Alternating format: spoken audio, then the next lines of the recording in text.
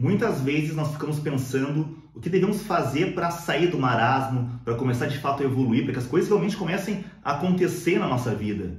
Só que talvez o principal ponto de partida aqui seja entender o que tu deve tirar da tua vida nesse momento.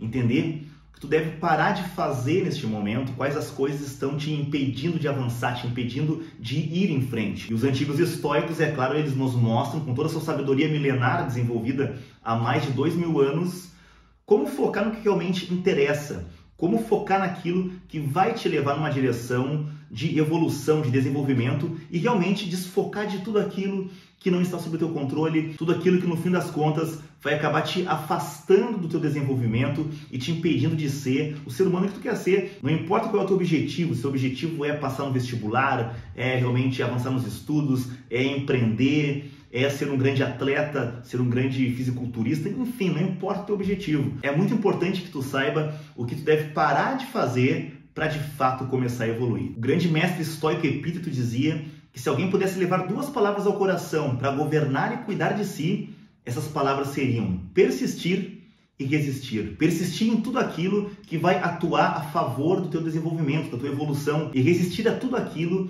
que está te afastando das tuas metas, te afastando do modelo de ser humano que tu quer ser um dia. Então vamos falar agora sobre 8 coisas que um estoico jamais faria, e aqui vai um spoiler. A 7ª é provavelmente a mais importante e a mais definitiva dessa lista. Em primeiro lugar, não sofra por problemas imaginários. Como diria Sêneca, quem sofre antes do necessário, sofre mais que o necessário. Nós sofremos mais na imaginação do que na realidade.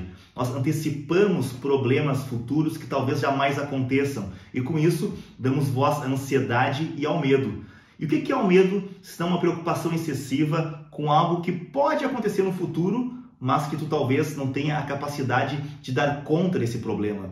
Então, o mais importante a fazer aqui nesse caso é tu mapear o que é que te causa medo. Pega um papel e caneta, usa o diário estoico, que eu explico muito bem no Clube do Estoicismo, na aula 007, se eu não me engano, do clube, onde eu explico como usar o diário estoico para te poder anotar os teus medos. Faz uma listinha, escrevendo um a um o que te causa medo, e do lado tu vai escrever por que tu sente este medo.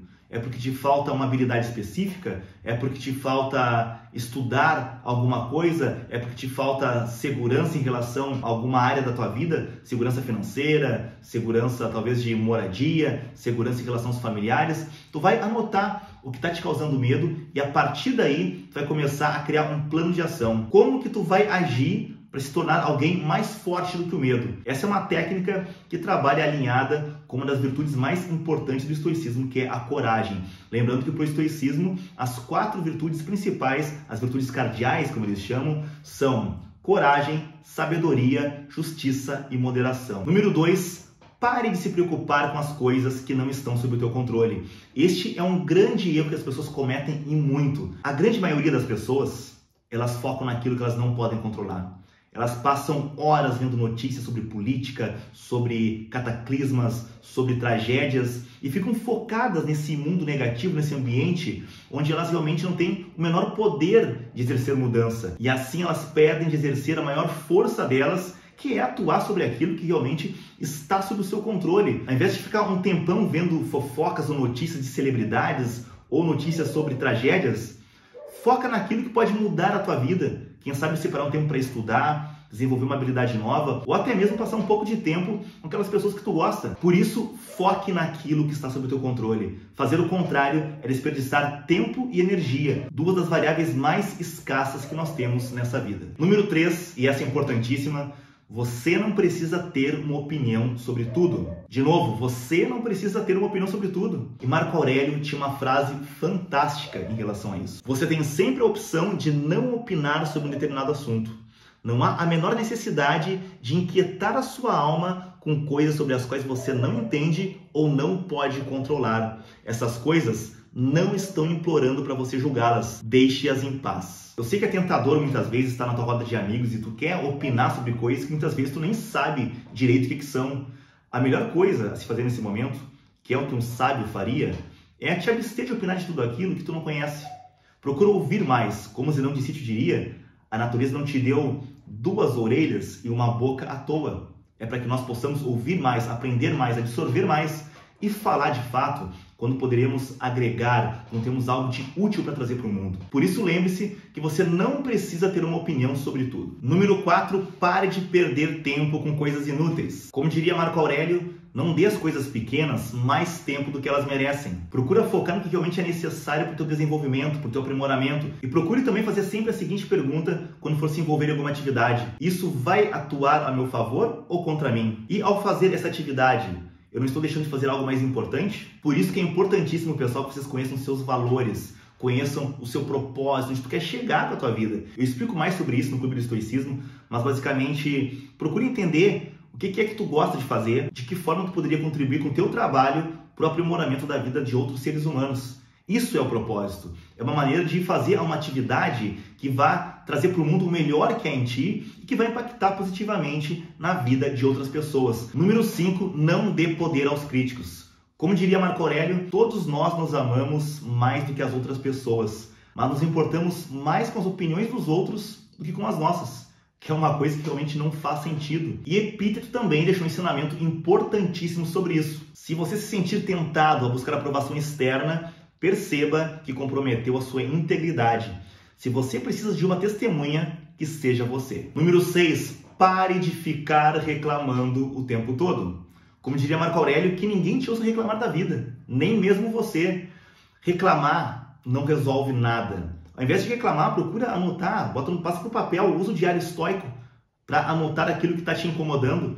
E ao invés de reclamar, procura procurar por soluções.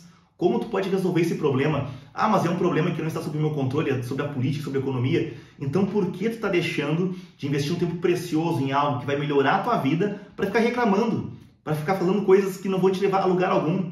Foque naquilo que tu pode controlar. Essa é uma premissa básica e essencial do estoicismo. Ah, o Lismar é muito simples, fala toda hora sobre isso aí. E eu falo toda hora mesmo porque vocês têm que aprender a pegar esse conhecimento e levar para a prática. Afinal, o estoicismo é uma filosofia que é 90% prática e 10% teoria. De nada vale tu memorizar essa lista aqui e acabar esquecendo de tudo no minuto seguinte, sair daqui e não colocar nada em prática. Então, o verdadeiro estoico é aquele que pega o conhecimento, absorve e usa esse conhecimento como um fator de mudança, de potencialização na sua própria vida. Número 7, e talvez a mais importante dessa lista, não se permita ser rebaixado pela vingança.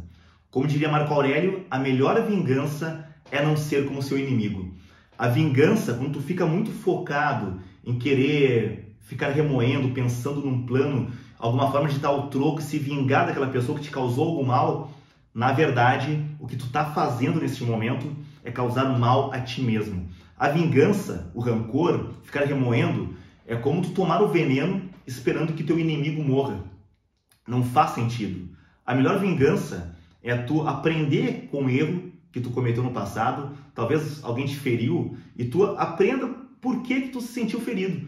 Porque geralmente quando alguém te fere, é porque tu aceitou aquela ofensa, tu aceitou aquela agressão de alguma maneira. Quando alguém consegue te ferir, na verdade tu é cúmplice dessa agressão, desse ataque, certo? Então procura entender o que aconteceu, como que essa pessoa conseguiu te ferir. Talvez tu vai descobrir que há alguns ajustes a ser feitos nos teus comportamentos, nas tuas emoções, na tua forma de encarar o mundo, na tua perspectiva em relação ao mundo. Então aprenda com os erros. E a vingança é tu deixar de usar uma energia que poderia ser canalizada para algo positivo, uma energia que tu poderia usar para criar algo novo, para empreender, para estudar, para evoluir. Tu está pegando toda essa energia e usando para prestar uma homenagem para aquela pessoa que te magoou no passado. Não faça isso. Esqueça. Vire a página. Supere isso.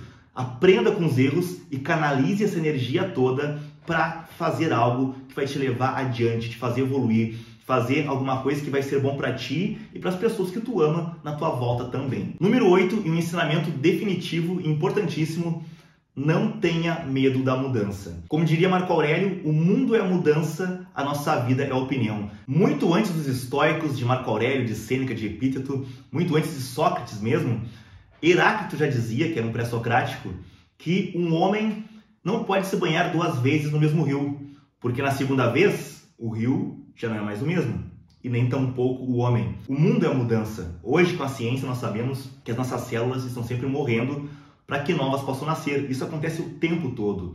Ou seja, tu já não é nem mesmo a pessoa que tu era há um minuto atrás.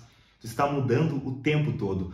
A mudança faz parte da vida, a mudança é a evolução. Que tu use a mudança para o crescimento. Afinal de contas, tudo aquilo que está na inércia, tudo aquilo que não está crescendo, tudo aquilo que não está se desenvolvendo, está naturalmente morrendo. Então é isso, eu espero que tu tenha gostado dessa lista, que tu use essas ideias no teu dia a dia, que tu realmente aplique no teu cotidiano, e eu espero te ver então, semana que vem, quem sabe, né, no próximo vídeo, aqui no canal. Então, bons estudos e bora praticar isso tudo. Até lá!